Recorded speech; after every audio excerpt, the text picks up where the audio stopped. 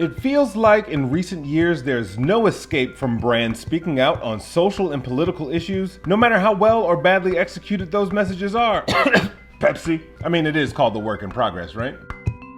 But amidst the cancel culture chaos of socially conscious company marketing, one brand stands out for being ahead of the curve and for always being authentic. I'm talking about the big swoosh, Nike. Nike, the most valuable apparel brand in the world, could just make inspirational ads about scoring that next goal, or that big dunk, or hitting that next grand slam, but instead has spoken out on issues such as gender discrimination, LGBTQ rights, and disability inclusion in sports. But in 2018, the brand made maybe its boldest statement yet when they featured former NFL player Colin Kaepernick in their Emmy Award-winning Dream Crazy campaign, stating, "Believe in something, even if it means sacrificing everything." And even though there was a little backlash from some political figures, the spot garnered huge praise for its stance it took with Colin Kaepernick and his activism and his subsequent treatment from the NFL. In May 2020, just days after the murder of George Floyd and amidst the outcry for racial justice through national protests, the brand released a powerful statement that turned its usual slogan into a call to action against racial inequality with "Don't do it." Among the waves of brand statements during the time, this spot actually cut through the clutter and got straight to the heart of the issue, simply with just words on the screen. No cool action shots required. And in June 2021, Nike released the Land of New Football, maybe its most diverse ad spot yet. So how does a company like Nike with 60,000 employees decide which issues it wants to tackle and the best way to go about it? Creating real systemic change is a continuous journey that requires us to always keep taking steps forward, no matter how big or how small. This is the work in progress.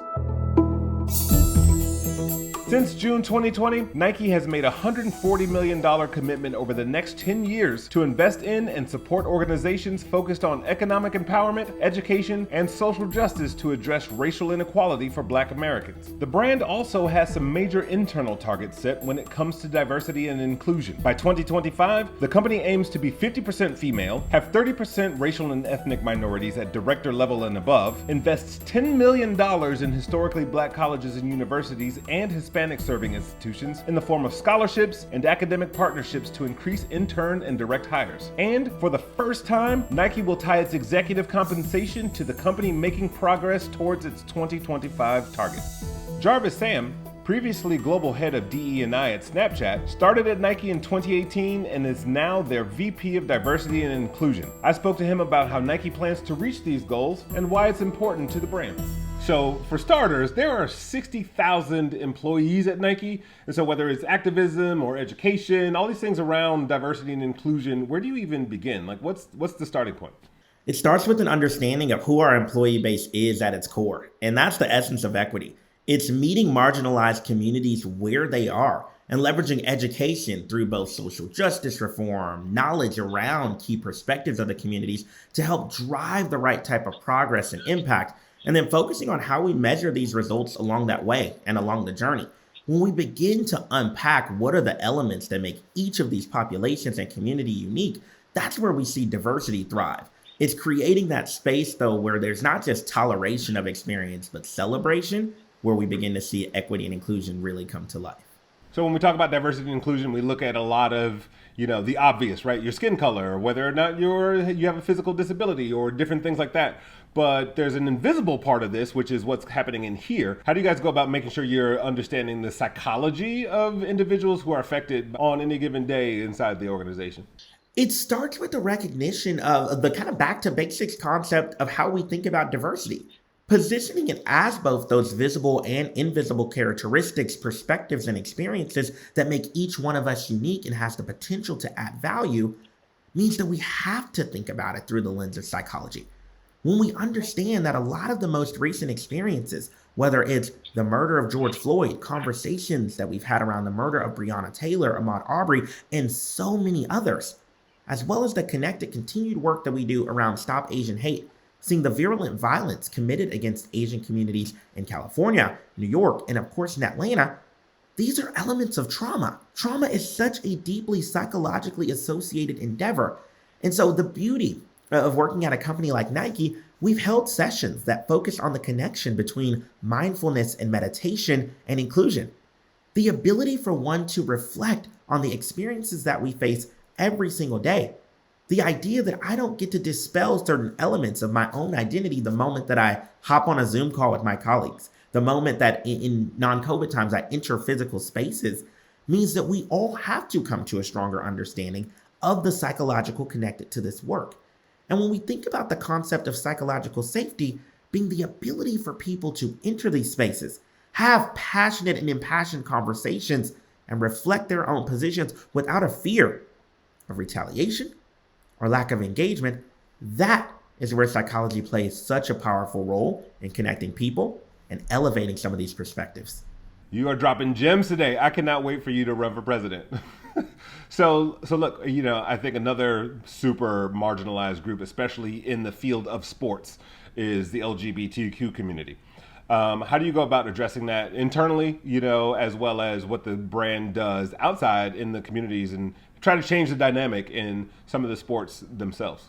As an openly identified queer Black man myself, it is a topic that continues to come up as I think about the role and impact that I play in the sports space. The numbers speak highly. When we think about partners that we've worked with, like Athlete Ally, the Human Rights Campaign, amongst others, we see the statistics about experiences of homophobia and transphobia that continue in the sports space. At Nike, we believe in the power of sport to change the world, and so we invest in people to help do that. What that means, though, is we have to create an environment where sport can be used as a vehicle to drive that work and impact forward. As we continue to see legislation, for example, impacting trans-identified youth being able to play in the sport of their gender identity, we see this as a core example of a limitation that people place on sport. Sport provides the opportunity for us to be expansive, to engage and provide active opportunities to facilitate active kids. That movement will provide the opportunity to change the world. And while we alone recognize that just Nike as a brand, just us as an industry, and just sport as a vehicle cannot do it alone, it has acted as a powerful conduit. I often turn people to the 1968 Mexico City Olympics when we see the amazing work of how race was placed on a global platform for once. As the U.S. continued to deal with challenges associated with navigating the Vietnam War, race relations here both domestically and experiences abroad, it provided an opportunity where John Carlos and Tommy Smith were able to use sport as a platform to drive real impact. And so as we think about the amazing power and practice of deconstructing transphobia and homophobia in sports, we see that there's a real clear opportunity, and we're going to be part of that work. So from an outward perspective, we see a lot of really powerful campaigns and marketing and messaging that's happening behind the brand. I'm curious as to how much does your group overlap with the marketing group in terms of communicating and coming up with strategies and different ideas versus serving the employees internally? We partner incredibly closely with our marketing org, particularly our purpose marketing org, the global team being led by Melanie August, to drive congruence between the experiences on the brand side, our product side, as well as that of our team and talent strategy. One key example of this is some of the work that we do around Be True. As we look to celebrate the voices of LGBTQ plus populations, elevating and amplifying perspectives of Nike athletes like Chris Mosier, we've launched some incredible brand campaigns in support of that product over the last now 10 years. However, that also aligns to work that we're doing in support of our Pride network internally, positioning opportunities where not just during Pride Month, but by having a focus on Pride 365, we can elevate the voices of our trans-identified communities. We can leverage a focus on pronoun utilization and identification to help create environments and spaces where the internal does truly begin to reflect the same sentiment of engagement as the external. So Jarvis, to the point of the work in progress, what are some areas that you guys are still working on, some things that you're trying to fix internally, maybe some issues keeping you up at night? The design and product space represents largely the core of the work that we do. And so we've done some really incredible projects in that space, one of which I'll talk about is the Serena Williams design crew. We recognized in conversations with the athlete Serena directly that there was an opportunity to diversify the design industry, not only for those of us that work in the performance and lifestyle space, but also in fashion. Serena owning her own clothing line as well, we see where gaps and opportunities exist. And so we partnered with Serena to develop an endeavor focused on community college students, some of our teammates in our retail stores, as well as those that may not have direct academic experience in design, to create an apprenticeship program. And last year, we onboarded 10 amazing professionals from New York City. They developed a Serena-inspired collection to be released later this year, and it provided such amazing impact, not only on the lives and communities of these incredible designers, but it was also a huge learning lesson for us. 7 of those individuals now work at Nike in a full-time capacity. We've just now launched Cohort 2, taking a lot of apprentices from Chicago and the Midwest. And of the other 3 who were participants as part of the program, they've landed some incredible opportunities in this industry. It shows that there's an opportunity to really make game-changing impact, but it requires for us to double down on where our gaps are, invest the right type of capital, both from a human engagement perspective and financial capital, and set some key standards for what does success look like. I'm thrilled for what the future of the Serena Design Crew will offer, because I'm hopeful that it will engage and inspire the industry as a whole to catalyze the impact of recognizing we have all benefited from the impact of authentication, consumerism, etc., of Black communities and other marginalized populations. Now let's use that as an opportunity to drive economic empowerment through jobs and career opportunities. You're obviously extremely passionate about this. When did this become an important passion point for you? It's largely from childhood. I grew up in Houston, Texas, and although Houston is a major city, it was not uncommon for me to be taught certain lessons around how to show up or how to act as a Black man in the Deep South.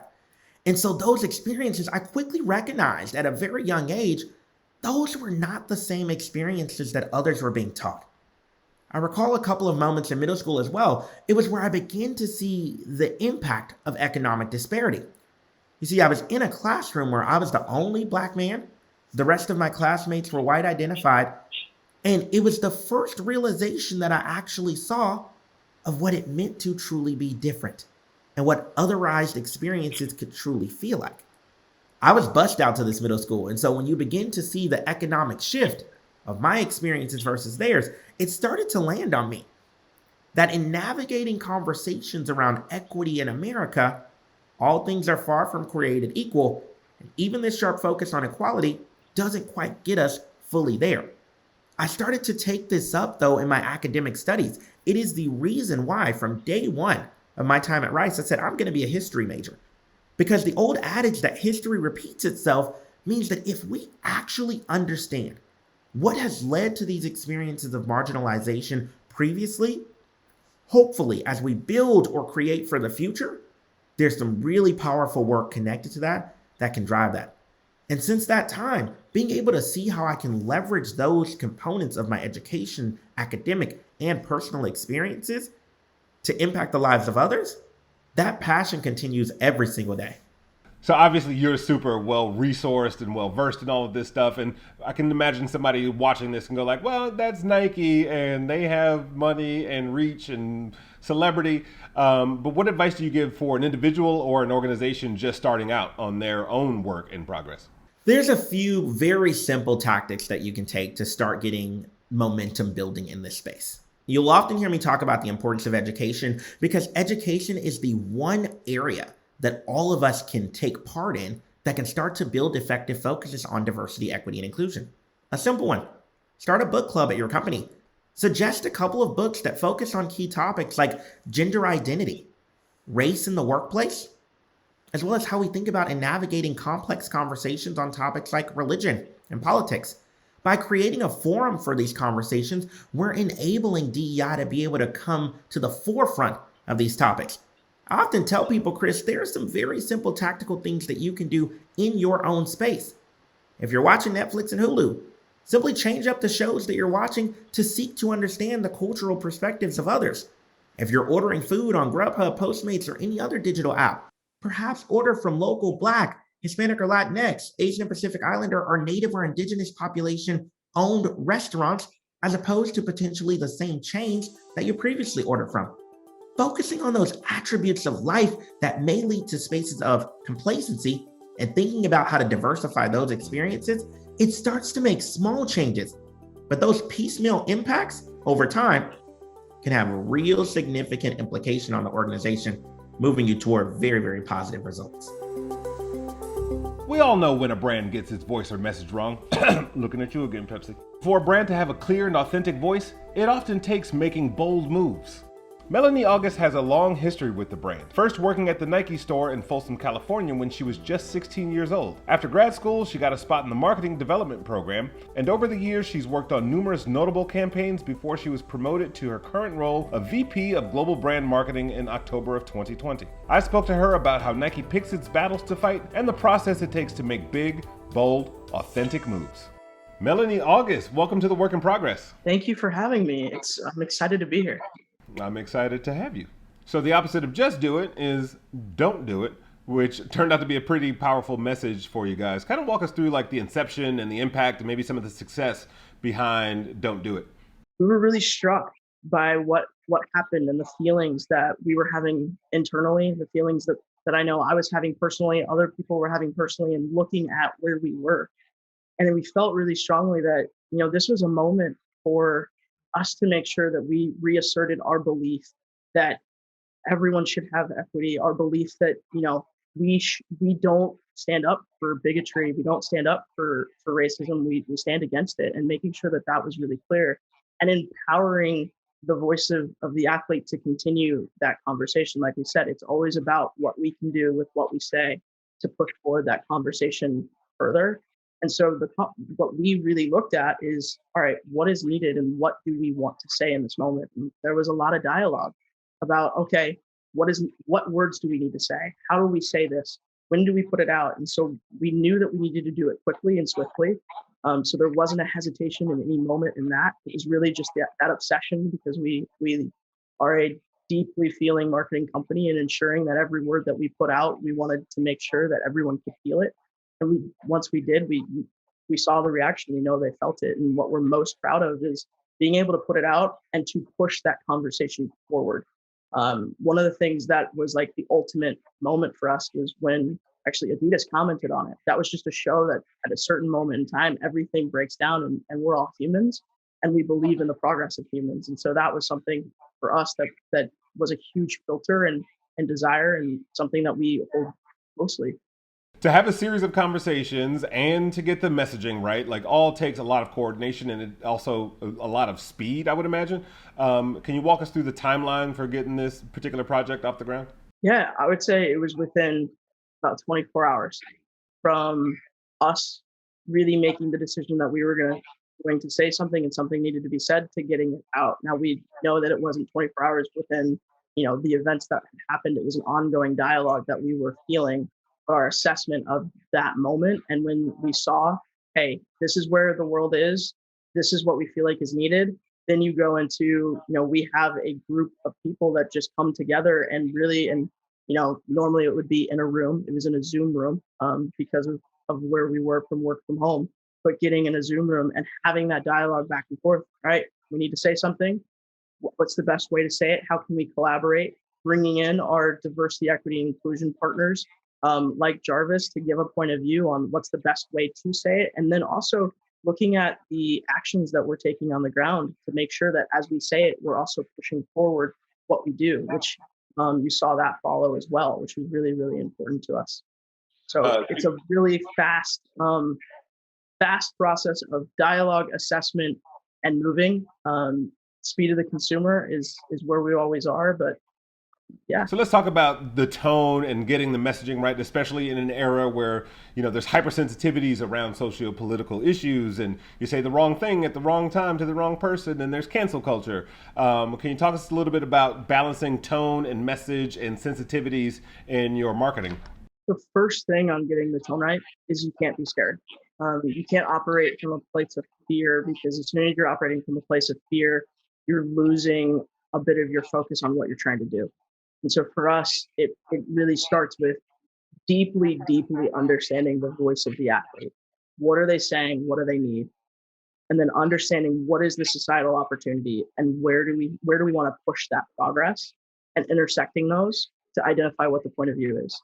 And then from there, bringing as many diverse voices to the table as we can to have a different point of view that allows us to have that dialogue internally to say, okay, how does this tone affect this and what point of view? And so it comes from marketing, but it's so much broader than marketing. We bring our comms team to the table. We bring our DI team to the table. Sometimes we even bring some of our product team to the table just because they're also an arm for us that's out in the world and thinking about that.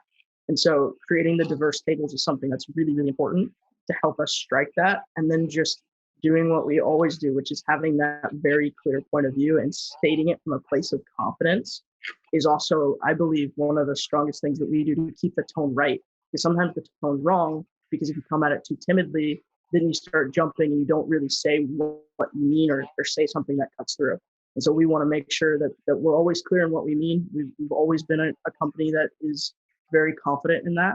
And then saying it from the lens of we have the power of the diverse tables, whether it's outside partners, inside partners that have been part of building that together and then putting it out in the world. Look, I think other forms of success come in actual change. And so, one of my favorite examples of that is the Colin Kaepernick and the Dream Crazy campaign and kind of just being way ahead of the curve and sort of moving the needle. And finally, a couple of years later, the NFL goes, oh, you know what? Maybe you guys were right. What is that like, sort of being ahead of the curve and getting the timing right on some of these things? And what does that feel like? Is that an indication of success, even though there might be a lengthy time between an actual execution and change? 100%. I mean, for us, that deep belief in the platform of sport and what it can do to help people connect and help people push forward a dialogue and push forward a connection is something, when you see that is the ultimate. But like you said, that's not something that necessarily is in the immediate moment of an Instagram post. That happens over consistency over time, which is where for us, that's why our formula of really connecting in and saying, hey, this is what we're always going to be about and this is what we're always going to do, is that recognition that where we were in 2018 and saying that and where we are today, they're linked. They're not disconnected. It's been a journey and we just continue to hit it home because it is about that progression. So we have deep pride in being able to look back and see how far we've come. We also have a lot of pride in being able to look ahead and see the progress we want to make and continue to say, okay, let's keep going. Where can we take ourselves and where can we take those that are on the journey with us? So let's say I'm a young marketer and I want to do what you do, right? I want to identify some causes and attack them using the brand voice. What are some first steps I should take in actualizing on some of these things? First steps that any marketer should take is really understanding, okay, what does your company stand for? What do you personally stand for? What does your consumer stand for?